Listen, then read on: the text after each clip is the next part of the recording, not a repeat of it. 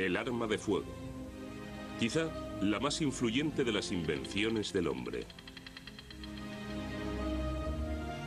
La respuesta al sueño humano de ampliar su poder y su acción más allá del alcance de su brazo.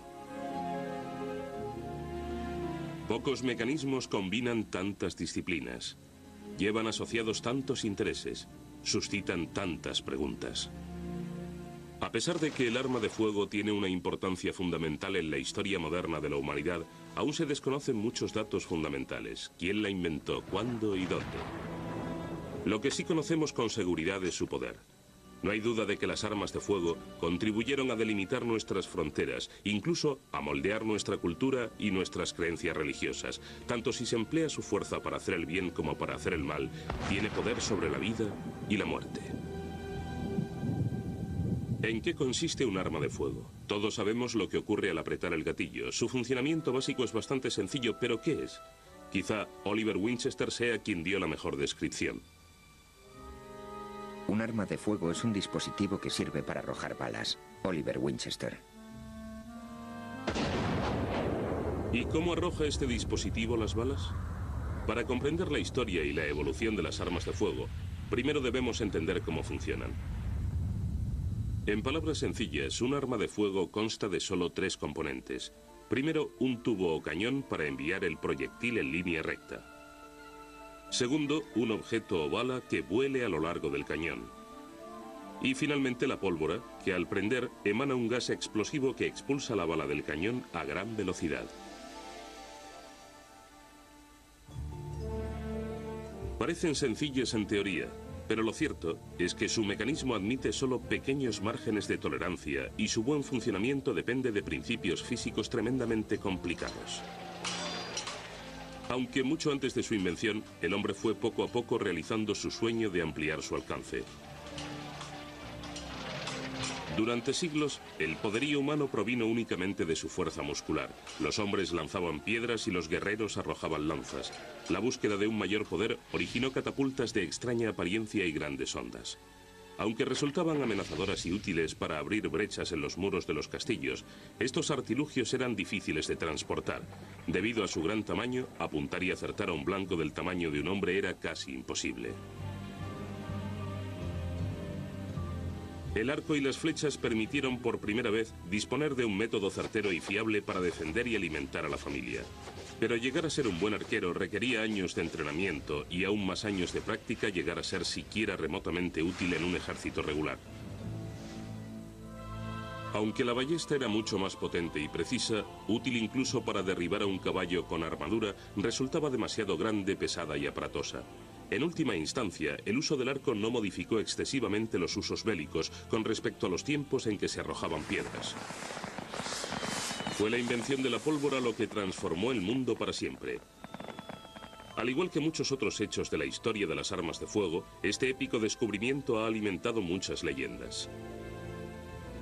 Según una leyenda popular, el inventor fue un monje alemán llamado Berthold Schwarz, que supuestamente, mientras intentaba fabricar oro a partir del mercurio, dio con la fórmula de la pólvora.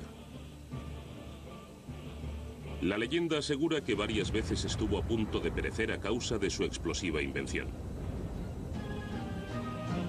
De acuerdo con el pensamiento filosófico del siglo XIII, cualquier sustancia explosiva era obra del diablo. Se dice que el propio Satanás asistió a Schwarz en su descubrimiento. Lo cierto es que la existencia misma del padre Berthold es bastante dudosa. No existen pruebas de su nacimiento, ni registro de su bautismo, ni tumba, ni testimonio de su función en el monasterio. Jamás se han hallado indicios que demuestren que realmente vivió. Berthold Schwarz no existió, no hay pruebas de ello. Desde luego es interesante que escogieran el nombre de Schwarz, que significa negro en alemán. Nos están hablando de nigromancia, de lo oscuro y lo demoníaco. Por supuesto, la pólvora y las armas de fuego siempre tuvieron connotaciones demoníacas en los primeros tiempos de su existencia. De modo que pienso que Berthold Schwarz constituye solo una forma de explicar la invención de la pólvora. Los compuestos químicos capaces de provocar una explosión ya eran conocidos mucho antes de la invención de la pólvora y, por supuesto, de las armas de fuego. Multitud de textos chinos e indios redactados alrededor del año 1000 a.C. se refieren a las armas de fuego, el trueno de los cielos y el fuego devorador. Se ha dicho que cuando los egipcios invadieron China, varios siglos antes de Cristo, lo hicieron empleando tormentas de relámpagos y truenos arrojados desde el cielo. Lo más posible es que se trate de una referencia a petardos o alguna sustancia humeante empleada para amedrentar al enemigo. Cómo, dónde y quién inventó la pólvora siempre será objeto de especulaciones. La primera mención que conservamos de la auténtica fórmula de la pólvora, compuesta básicamente de nitrato de potasio, o salitre, azufre y carbón vegetal, procede de Inglaterra y data de mediados del siglo XIII, cuando el filósofo, escritor, científico y alquimista Roger Bacon la formuló. Es incuestionable que probablemente se conociera en fecha anterior. Sin embargo, esta es la primera constancia escrita. Es muy posible que se trate de un invento europeo. Quizá proceda de Oriente Próximo o de Extremo Oriente. No lo sabemos. Probablemente nunca se sabrá. Roger Bacon era consciente del peligro que encerraba este invento. Así que impidió que la fórmula cayera en manos indeseadas mediante el uso de anagramas y cifrados. De modo que aún en nuestros días, algunos códigos solo han sido parcialmente descifrados. Pero es seguro que conocía la fórmula y guardó silencio sobre ella para evitar futuros males al mundo. Y esa es una razón importante para que deseara guardar el secreto. El primer uso conocido de la pólvora fue en los cañones del siglo XIII. Los cañones primitivos eran tan grandes y gruesos que parecían barriles. De esta semejanza procede el término cañón de barril. Pesaban varias toneladas y disparaban enormes piedras, en ocasiones de más de 100 kilos de peso. Los proyectiles de piedra eran tan grandes que a menudo se extraían in situ. A pesar de que su uso provocó modificaciones en la construcción de los castillos, al igual que sus predecesores, la catapulta y la honda, estos cañones tan monstruosos difícilmente podían acertar a una persona. No obstante, el efecto psicológico de una piedra de 100 kilos arrojada hacia el castillo era como mínimo terrorífico. Los artilleros demostraron su pericia disparando sobre la ciudad desde una gran distancia. Lanzaron multitud de grandes piedras. Gracias a Dios, ningún hombre, mujer o niño fue alcanzado entre las casas, aunque por poco. Anónimo 1346. Estos aparatos infundían pánico. La gente jamás había visto algo semejante. Escuchas un trueno, ves una humareda y percibes ese olor a azufre. Se diría que es algo surgido del infierno. Muchos cañones se fabricaban con forma de dragón, demonio o cosas así, lo que les daba un aspecto pavoroso, ya te alcanzase el proyectil o no. El calibre era importante a la hora de derribar murallas y edificios, pero constituía un obstáculo cuando se pretendía presentar batalla a un ejército. Era preciso un cañón capaz de disparar balas más pequeñas y con mayor frecuencia. A finales del siglo XIV, los fabricantes de cañones desarrollaron el cañón o bombarda de mano. Esta es una extraña reproducción en bronce de un cañón de mano fabricado según métodos europeos medievales para la corte imperial japonesa. Esta es la longitud mínima para, teniendo en cuenta el calibre de la boca, poder llevar una carga suficiente de pólvora. Se le puede acoplar un mango o sujetarlo con la mano enguantada, como se prefiera, y funciona. Resultaba peligroso para el usuario si no se cargaba correctamente, o si empezaba a resquebrajarse, o si tenía defectos imperceptibles. El valiente que se atreviera a manejar esta impredecible granada de mano introducía en el cañón un poco de pólvora en bruto. A continuación metía la bala y finalmente aplicaba un cabo de mecha encendido al fogón. Si aquello no reventaba en 1000 pedazos matando a todos los circundantes, la bala salía disparada. Aparte de su inseguridad, el mayor inconveniente del cañón de mano residía en la imposibilidad de dirigir el tiro. Lo más que se podía hacer era apuntar, disparar y rezar para que la bala cayera en las proximidades del enemigo. En cualquier caso, si alguna bala alcanzaba su objetivo, podía atravesar fácilmente la mayoría de las corazas de la época. Por si fuera poco, mientras que llegar a ser un buen arquero requería una vida entera de entrenamiento, en pocas semanas se podía convertir a un campesino en un tirador aceptable. Teniendo en cuenta los peligros que encerraba el cañón de mano, muchos frustrados soldados hacían lo que buenamente podían para encontrar la manera de apuntar y no digamos de conservar todos los dedos. Alargar los cañones de mano hasta la longitud de 2 hombres parecía el paso evolutivo lógico, pero desde luego no resultaba ni práctico ni seguro. Miles de anónimos cañoneros apuntaron, afirmaron sus pies y dispararon sin más resultado que ser despedidos violentamente por el retroceso, seguidos muy de cerca por su arma humeante. Tenía que existir un método mejor. Este método sería desarrollado por un genio anónimo en un lugar y en una fecha desconocidos. La sencilla solución consistía en dar al arma unas proporciones razonables para que un solo hombre pudiera apuntar y disparar. Un diseño básico que pervive aún en nuestros días.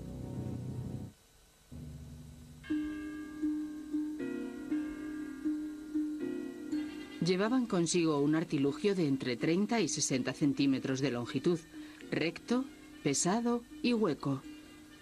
Sin embargo, uno de sus extremos estaba cerrado. Introducían un misterioso compuesto en su interior junto con un pequeño trozo de plomo. Al prender el compuesto, el trozo de plomo salía disparado y todo se iluminaba con el resplandor de un relámpago.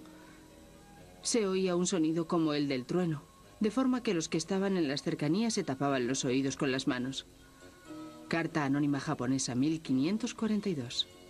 Esta carta demuestra que pasó algún tiempo antes de que las armas de fuego se extendieran por todas las culturas antiguas. Más de 200 años antes, en 1326, se realizó la primera representación gráfica de un arma de fuego para el libro de instrucción real del príncipe Eduardo III de Inglaterra. Se piensa generalmente que ya existían en fecha anterior a esta ilustración. La documentación y los artefactos descubiertos por la arqueología en varios yacimientos demuestran que las primeras armas de fuego son realmente cañones con forma de grandes vasos, en los cuales se introducía la pólvora junto con un proyectil, una bala, una lanza o una flecha, lo que fuera. En el extremo trasero de este dispositivo había un agujero al que, una vez cargado, se acercaba una llama y posiblemente reventaría en muchas ocasiones. Pero eso es parte de la evolución del arma de fuego. Se aprende practicando. La forma de los cañones primitivos se inspiró en las campanas de las iglesias. En los talleres de fundición donde se fabricaban las campanas, se podía fundir esta clase de piezas sin necesidad de introducir demasiadas modificaciones. Pero no tuvo que transcurrir mucho tiempo para que estos cañones empezasen a cobrar la forma de auténticas armas de fuego. Mediado el siglo XV apareció el primer verdadero fusil. Con el tiempo, evolucionaron de ser un pequeño cañón a lo que llamamos arcabuz. Tiene ya un aspecto muy similar al de los fusiles modernos, con su cerrojo, culata y cañón. Esta arma se cargaba por el cañón. Se introducía la pólvora por la boca, se metía también la bala y se atacaba todo con la baqueta. Para efectuar la detonación se empleaba una especie de cerrojo muy primitivo. Aunque el arcabuz se parecía mucho al fusil moderno, su funcionamiento era muy diferente. Para la detonación, el cerrojo necesita una mecha consistente en un cordón encendido, con un aspecto parecido al de una cuerda de tender, impregnado en nitrato de potasio, también llamado salitre, y del que está compuesta la pólvora, que arde a una velocidad de unos centímetros por minuto. Se prendía justo antes de entrar en batalla. Algunos soldados se colocaban mechas encendidas en el ala del sombrero para tener siempre una a mano, cada vez que quisieran colocarla en una especie de primitivo percutor.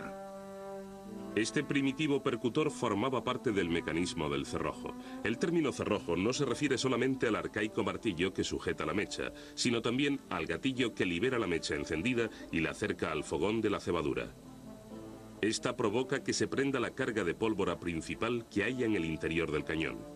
El término cerrojo se usó posiblemente por analogía con el funcionamiento de los cerrojos en aquellos tiempos. Es más que posible que los primeros arcabuces se construyeran copiando los mecanismos empleados por los cerrajeros de la época.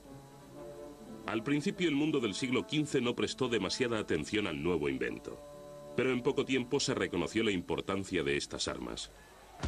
Se produjeron grandes cambios en los usos bélicos, la sociedad y la forma de gobierno, todos ellos originados por este nuevo instrumento de vida, muerte y poder. Las armas de fuego son los más comunes y apropiados instrumentos para la guerra.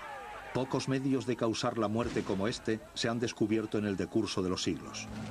No habríamos avanzado tanto desde la generación de nuestros padres si no existiera este instrumento capaz de un solo golpe de transformar nuestra tradición. Canino Belli, Venecia, Italia, 1663. El sistema de cerrojo era muy conocido por los colonizadores de Nueva Inglaterra. Resultaba muy peligroso porque tenías una mecha encendida junto a la pólvora negra. Al apretar el gatillo, este serpentín bajaba y la prendía. Pero además, llevabas un morral lleno de pólvora negra y balas. Así que eras algo así como una bomba ambulante a punto de estallar.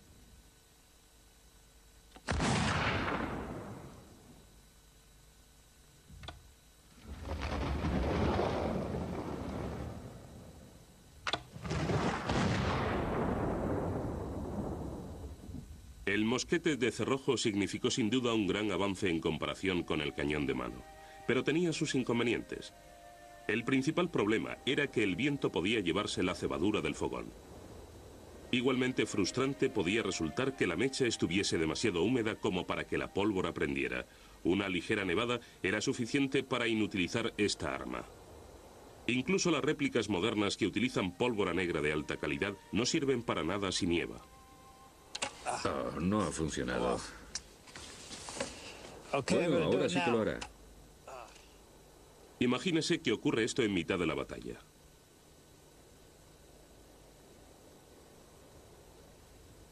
Pero cuando estos mosquetes de cerrojo conseguían disparar, era otra cosa.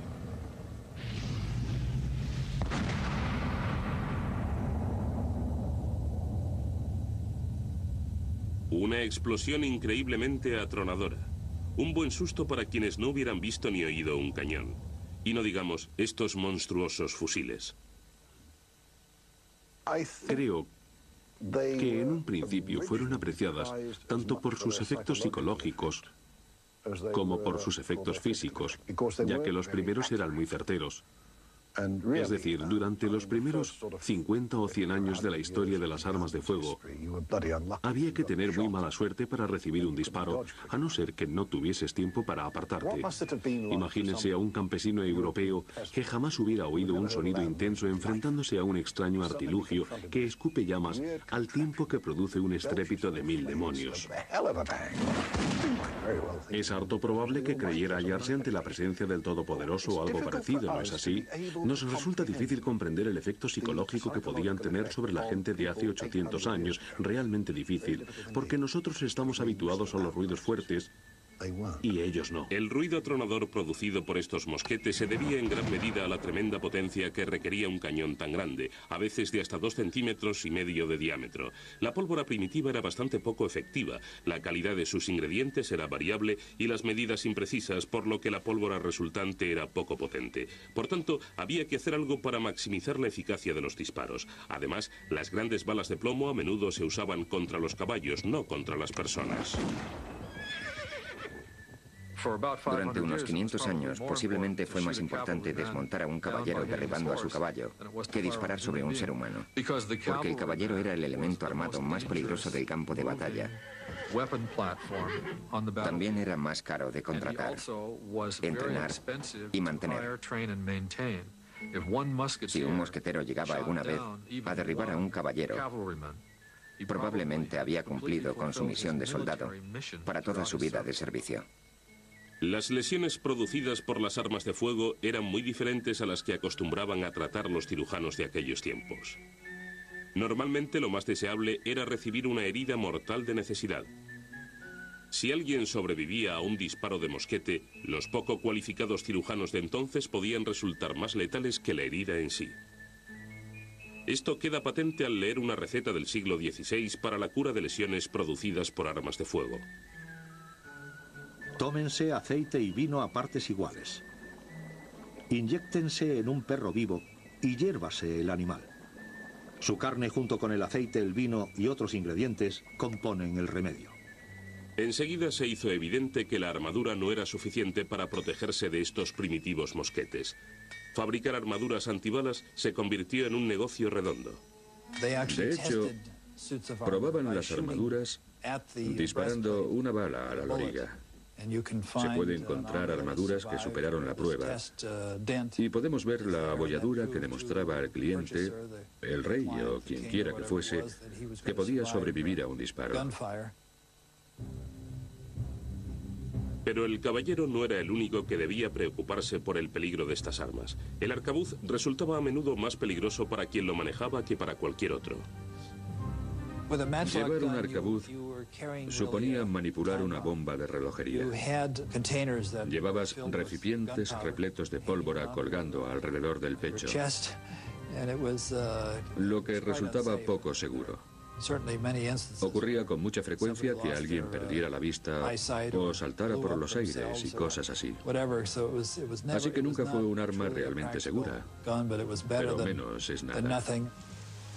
Aparte de los problemas derivados de la lluvia, el viento y las explosiones fortuitas, una mecha encendida en la oscuridad podía poner al enemigo sobre aviso de la presencia de un soldado, convirtiéndolo en un blanco perfecto.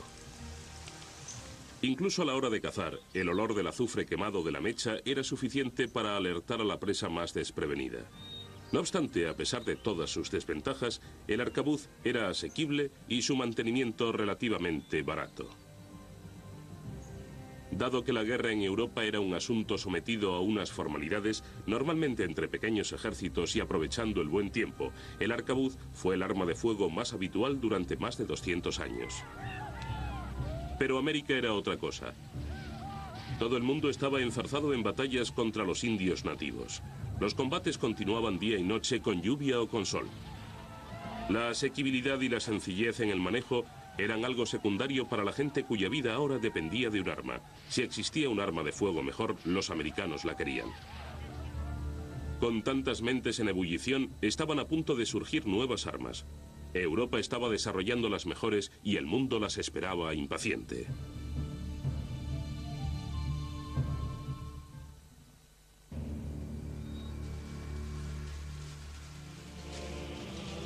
Los indios nunca permanecen quietos, sino que siempre están corriendo y moviéndose de un lado para otro. Antes de que uno pueda hacer un solo disparo, un indio puede disparar 3 o 4 flechas, y raramente hierran el tiro. Un compañero de Hernando de Soto durante la expedición de 1543 al sudeste de los actuales Estados Unidos. En fecha tan temprana como 1543, muchos ya estaban disgustados por la imprecisión y las prestaciones del arcabuz. Hernando de Soto estaba tan descontento con los arcabuces durante su heroica exploración que desmontó los cañones y los fundió para hacer clavos. Otra cosa hubiera sido de haber dispuesto del nuevo modelo de arma que empezaba a aparecer. Un arcabuz con un cerrojo radicalmente distinto. El nuevo diseño se basaba en la forma empleada desde hacía siglos para encender fuego, frotar un pedernal contra un trozo de hierro hasta que saltan chispas. El deseo de conseguir un sistema de ignición más fiable para las armas de fuego llevó a mucha gente de diferentes países a tratar de desarrollar un sistema portátil, inmune a las condiciones climáticas e infalible. Se probaron muchos sistemas, pero pensamos que el mejor era el yesquero, o rueda, que era parecido a un moderno encendedor de cigarrillos sobredimensionado, conectado a un resorte que producía chispas en el interior del arma. Las armas de rueda, como su nombre indica, llevaban una rueda conectada a una llave que se bloqueaba dándole un cuarto de vuelta. Se ponía la pólvora en la cazoleta, después se cerraba, colocando sobre ella el martillo portapiritas o cabeza de perro. La cabeza de perro llevaba montado un trozo de perita de hierro en lugar de pedernal. Al ser la pirita de hierro más blanda que el acero, no acaba puliendo la rueda y dejándola plana e inservible. Por ese motivo se usaba la pirita de hierro. Después solo quedaba apretar el gatillo para provocar la chispa. La chispa prendía la pólvora de la cazoleta. La pólvora de la cazoleta encendía la pólvora del cañón y ya está, muy rápido. El término cabeza de perro empezó a usarse para describir el martillo por razones obvias. El martillo portapiritas parecía una cabeza de perro. A lo largo de toda la historia de las armas de fuego, muchas personas han trabajado independientemente en los mismos problemas en diferentes países. Así fue también en el caso de las armas de rueda. Muchas personas y países han reivindicado su invención. Los historiadores creen que el diseño se fraguó en las relojerías europeas, puesto que el mecanismo de rueda funciona de manera análoga a la de los cronómetros de la época. Una de las primeras referencias datables se la debemos al mayor genio de la historia, Leonardo da Vinci. En su famoso Codex Atlanticus aparece dibujado un mecanismo de rueda completo. ¿Lo inventó da Vinci? No es probable, ya que estos dibujos son datables en 1508 y existen referencias de fecha más temprana. Este es uno de los capítulos de la historia de las armas de fuego que siempre encerrarán preguntas sin respuesta. Dejando a un lado la identidad de su inventor, el impacto de esta nueva arma sobre la guerra y la sociedad fue tremendo. La ventaja del sistema de rueda es que permitía llevar un arma cargada, cebada y lista para disparar, lo que resultaba imposible con las armas de mecha. Y esto permitió la miniaturización de las armas de mano y la llegada de la pistola, que podía llevarse oculta. Esto provocó que en muchos países de Europa se proscribiese todo uso de las armas de rueda, excepto el militar. Cualquier persona en posesión de un arma de rueda se exponía a un grave castigo, dado que eran idóneas para llevarlas escondidas y cometer fechorías. Se ha extendido el uso de una nueva arma de fuego especialmente peligrosa llamada de rueda, con la que fácilmente se puede cometer un homicidio. Entendiendo su excelencia que estas armas son diabólicas, prohíbe portarlas sin expresa autorización bajo la pena de amputación pública de una mano. Ordenanza Municipal de Ferrara, Italia, de 1523. En la guerra, esas mismas características que inquietaban a los munícipes se consideraban las mejores virtudes de las armas de rueda. Al llevar el mecanismo montado por primera vez en el interior del arma, y a pesar de que aún tenías que cargarla por la boca, resultaba relativamente inmune a las inclemencias del tiempo. Eso hizo posible guerrear durante más meses al año. Al igual permitía disparar más certeramente. En Europa las armas de rueda no sustituyeron a las de mecha como arma principal del ejército. Esto se debió a diversos factores. Primero, eran muy caras. Segundo, la pirita de hierro no podía ser demasiado blanda. De serlo, podía desmenuzarse sin producir chispas. Si era demasiado dura, podía pulir la rueda. También estaba el problema de la llave empleada para bloquear la rueda. Si un soldado perdía esa complicada herramienta, se quedaba con poco más que un garrote sofisticado. Aun en el caso de que hubiera visto dónde caía, en mitad de una batalla el soldado no tenía tiempo para andar rebuscando una llave perdida entre las patas de los caballos. Incluso en las colonias de Norteamérica, cuya primera expansión coincidió con la era de las armas de rueda, estas estaban principalmente en manos de los ricos pobladores de las colonias inglesas como Jamestown. El mecanismo de rueda, a pesar de ser un gran logro de la técnica, resultaba demasiado difícil de reparar, caro y delicado. Un mecanismo de rueda, si estaba bien construido, funcionaba como un buen reloj, siempre fiable. No obstante, había un factor que siempre se debe tener en cuenta para todas las armas fabricadas hasta finales del siglo XVIII. La pólvora negra deja mucho residuo al arder y a menos que se limpie el arma frecuentemente, puede llegar a taponar el fogón, inutilizando el mecanismo. Este puede perder su eficacia por diversas razones. Por este motivo, sobre todo en el caso de las pistolas, era corriente llevar 2, 4, incluso 6, dependiendo de su peso. El mecanismo de rueda constaba de más de 50 piezas diferentes, por lo que las reparaciones quedaban reservadas para los más prestigiosos maestros armeros, los cuales desgraciadamente no abundaban. Muchas de sus mayores ventajas eran al tiempo sus mayores inconvenientes.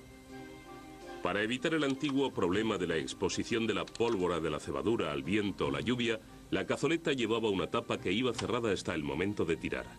Es decir, a no ser que la pistola estuviese sucia o ligeramente desgastada. Al usar un arma de rueda, había que considerar algunas cuestiones.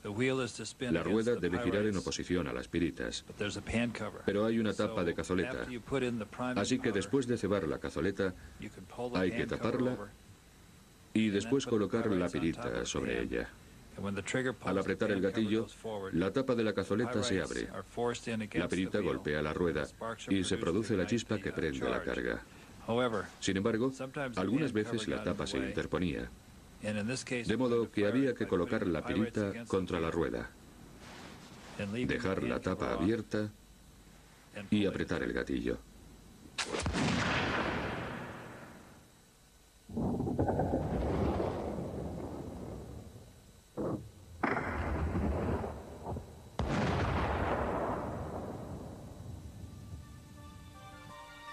El mecanismo de rueda era muy complicado y caro, por lo que en gran medida quedaba reservado para los tiradores deportivos de la aristocracia, que podían permitírselo mejor. La mayoría de las armas de rueda que se conservan en los museos están bellamente decoradas. Están talladas, llevan incrustaciones de oro, marfil y cosas así, lo que no se haría con un arma corriente. Esta perteneció a un duque o algún gerifalte por el estilo, y esta gente quería lucir sus armas. Por eso existen estas armas de rueda tan magníficamente realizadas, porque, como digo, eran demasiado caras para que las comprara cualquier pelagatos. Algunas de las armas más hermosas proceden de la época de la rueda.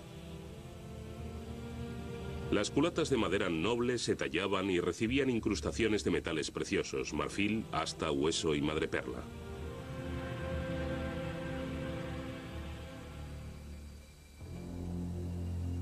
Las piezas metálicas llevaban grabados o se cincelaban en alto relieve.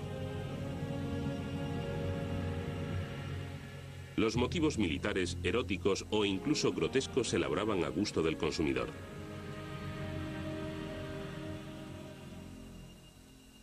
Como solamente los ricos podían permitirse estas preciadas obras de arte, existía un amplio mercado para un arma igualmente fiable, aunque más sencilla y económica.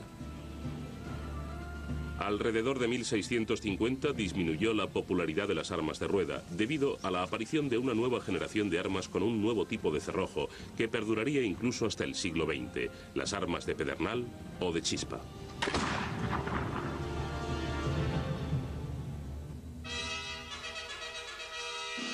La evolución de las armas de fuego no consiste simplemente en una sucesión cronológica de avances tecnológicos. Muchos tipos y diseños de armas surgieron más o menos contemporáneamente, aunque su uso se extendiera en épocas diferentes. El ejemplo más evidente es la era de las armas de rueda. Paralelamente a la invención de esta sofisticada arma, en algún lugar de Europa se estaba perfeccionando otro tipo de cerrojo. Mientras que el mecanismo de rueda era usado comúnmente por la nobleza y los potentados, difícilmente podía un campesino o granjero medio permitirse defender o alimentar a su familia empleando un instrumento tan caro y refinado. Inspirándose en el funcionamiento del chisquero de acero y pedernal y en el método de ignición de los mecanismos de mecha y de rueda, algún genio decidió tomar un trozo de pedernal, que es más duro y resistente que la pirita de hierro, por lo que resulta más duradero para este uso, y usarlo para provocar chispas en el interior de la cámara de un arma de fuego. La leyenda afirma que este sistema lo inventaron unos ladrones de pollos holandeses en el siglo XVI, a los que se llamaba snafansas, que significa ladrones de gallos. El carbón encendido de las armas de mecha resultaba poco práctico para su oficio. Si el propio granjero no percibía el fulgor o el olor de la mecha encendida, lo haría su perro. Según la leyenda, esto llevó a varios ladrones a idear y construir un arma conocida como snafan o pico de gallo. El martillo que sujetaba el pedernal recordó a los holandeses el picoteo de un gallo, de ahí el origen de su nombre. El snafan era un arma fiable, aunque susceptible de recibir daños, ya que los resortes y palancas estaban montados en el exterior, haciéndola vulnerable a las condiciones climáticas y a los daños físicos. El arma no era muy refinada, pero significaba un gran avance. Con el tiempo, las mejores características de este mecanismo percutor serían aplicadas a un arma completamente nueva. Aunque los nombres de los primitivos armeros no son desconocidos, los orígenes de este nuevo método de ignición apuntan con razonable certeza hacia un hombre. Por primera vez en la historia de las armas de fuego se conoce el nombre de un inventor. Alrededor de 1615, en una pequeña aldea de Normandía, un francés llamado Morand-le-Vejois convirtió un snafan en un híbrido francés. El arma pronto llegaría a ser conocida como fusil de chispa. Pasaron de ser relativamente sencillas, con todos sus componentes, resortes y pasadores montados en el exterior del arma, a una mayor sofisticación, con la mayor parte del mecanismo en el interior, lo que las impermeabilizaba si eran manejadas con precaución. La invención del primer auténtico percutor hizo célebre a Monsieur Leverjoix en poco tiempo. Enrique IV lo nombró ayuda de cámara o asistente personal del monarca. Durante el reinado de Luis XII, continuó su trabajo como inventor real. Tras su muerte en 1634, su hermano Jean Leverjoix continuó con la tradición familiar. El fusil de chispa resultaba muy ventajoso porque su mecanismo era muy sencillo, no era nada caro, tenía solidez y lo más importante en aquellos tiempos era fiable. Se estandarizó y desde mediados del siglo XVII siguió siendo un estándar durante los siguientes 150 años.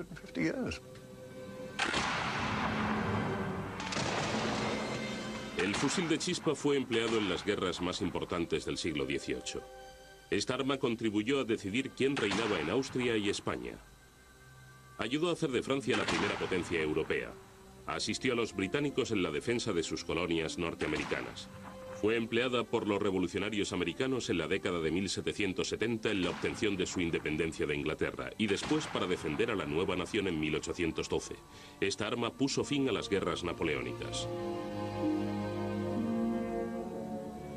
El método de carga de este mosquete era el mismo que el de todas las armas de su época, por la boca. Se sujetaba verticalmente y se vertía la pólvora en el cañón, seguida de una bala de plomo que se atacaba fuertemente contra la pólvora usando la baqueta. Se colocaba la pólvora en la cazoleta. Esta se taponaba con el acero y se llevaba el martillo hasta el final de su recorrido.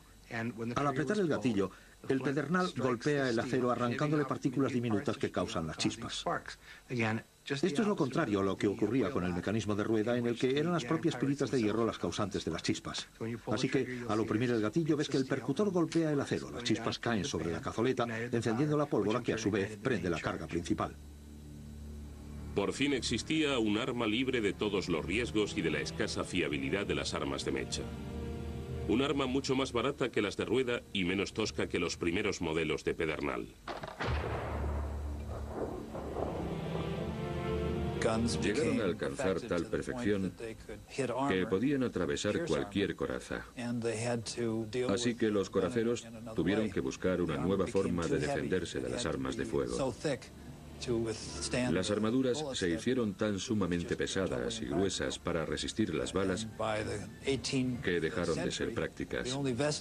En el siglo XVIII, el último vestigio de armadura era la gorguera usada por los suboficiales y el ejército británico. Solo eso quedaba de lo que había protegido a los caballeros y tantos guerreros durante siglos. La armadura había pasado a la historia. Se habían acabado los caballeros. Cuando se desarrollaron las pistolas, otras armas de fuego y la artillería portátil, desapareció la armadura. Ya no servía para nada.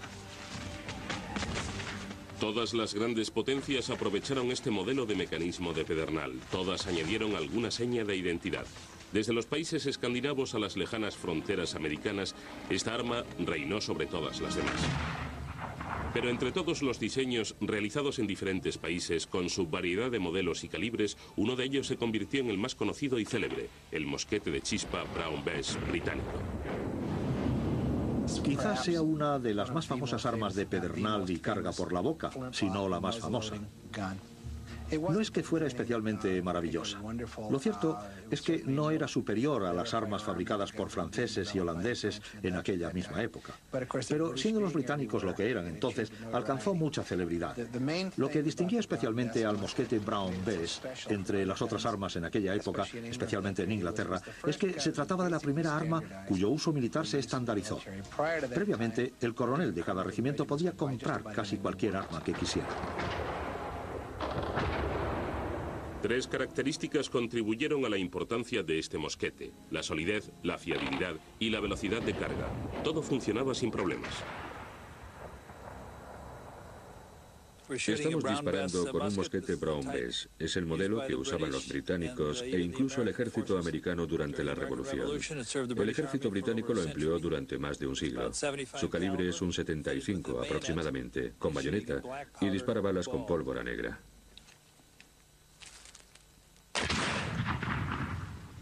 Tiene mucho retroceso. Es muy preciso hasta los 45 metros.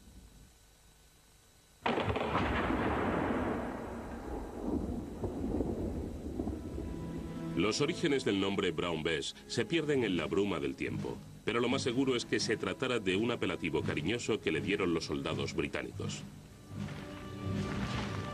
Hay quien dice que es porque los herrajes se bronceaban químicamente para prevenir su oxidación. Otros te dirán que es porque se usaba madera de nogal para hacer la culata, así que hay donde elegir. No es lo mismo, pero es igual. Bess, claro, no proviene de la reina Isabel, de eso hacía mucho tiempo. Bess era algo más propio de su generación. Brown Bess. No podía ser Brown Elizabeth o Brown Catherine, no sonaba bien. Brown Bess estaba muy bien. En Europa, las armas se usaban principalmente para proteger a los países y a los reyes y reinas que los gobernaban. De hecho, ese fue prácticamente el único uso que conocieron, dado que durante siglos la tenencia de armas en Europa fue un privilegio de ricos y poderosos. Los ricos, en aquellos tiempos, eran por regla general los duques, reyes, príncipes, emperadores y demás. Y a estos no les interesaba permitir que los siervos y la gente común poseyesen armas, porque de repente podían darse cuenta de que ya no necesitaban un duque para nada. Las armas de fuego dan a la gente corriente la posibilidad de ser libre. Un arma de fuego es un elemento que iguala y da un gran poder, así que les interesaba controlarlas. Incluso la caza era un privilegio, no un derecho. Desde la Edad Media hasta mediados del siglo XIX, el derecho a cazar cualquier animal en cualquier lugar de Europa dependía de la decisión de una sola persona, el rey. El deporte le pertenecía a él. Y el derecho a cazar en Inglaterra fue un asunto muy controvertido. No era universal. Podía ser un pequeño propietario o un hacendado con una granja o algo así, pero no necesariamente tenías derecho alguno a cazar. Y la posesión de armas solo se podía justificar por la caza. Así pues, a no ser que nacieras con el privilegio de cazar, por ser baronet o más, no podías practicar la caza. Y por tanto, ¿para qué querías un arma? Sin embargo, el rey disfrutaba de la caza plenamente. Entre los miembros del estamento superior de la sociedad se consideraba uno de los deportes más civilizados, por lo que se practicaba con espléndida ceremonia. En muchos aspectos, el deporte de los reyes no es la hípica, sino la caza. Existen muchos testimonios en grabados y pinturas realizados a menudo por famosos artistas. Algunos grandes compositores escribieron música para ser interpretada durante las partidas de caza. En estos 600 años se observa tal sofisticación en todos los aspectos de las armas que se percibe un fenómeno cultural. Estaba muy de moda organizar grandes partidas de caza en las fincas. Todos los miembros de la aristocracia querían participar. Se reunía un grupo de amigos, gente que se conocía desde la infancia. A lo mejor había 15 hombres y sus esposas. Se celebraban grandes cenas por las noches, fiestas, un acontecimiento social. Mientras que la nobleza disfrutaba del prestigioso deporte de la caza, los guardabosques del rey recorrían los campos en busca de cazadores furtivos. Constituía un grave delito. Incluso la tenencia del cadáver de un animal era ilegal. Todo y todos pertenecían a la realeza, incluso los terratenientes. Podías ser un siervo y vivir en una casa junto a un riachuelo. Pero si cogías el arco y flechas o un arma de fuego y matabas un ciervo, probablemente te ahorcaban por ello en la mayoría de los países controlados por familias reales. Pero con el paso de los años, el poder de la nobleza dio paso al de la burguesía dedicada al comercio. Cualquiera que pagase al rey o incluso le prestase dinero podía obtener el privilegio de cazar. A pesar de que la caza era principalmente una actividad propia de los ricos, más y más gente empezó a practicarla. A resultas de ello, el tiro evolucionó hasta convertirse en un deporte a escala internacional. El tiro al blanco llegó a ser un gran negocio. Un caballero podía demostrar su valía disparando continuo a una diana. El mercado de las armas de fuego crecía de día en día por todo el mundo, y hacia el año 1770 la pistola sustituyó a la espada como complemento del vestido entre los hombres distinguidos. Por extraño que parezca, también desbancó a la espada como arma preferida para el duelo.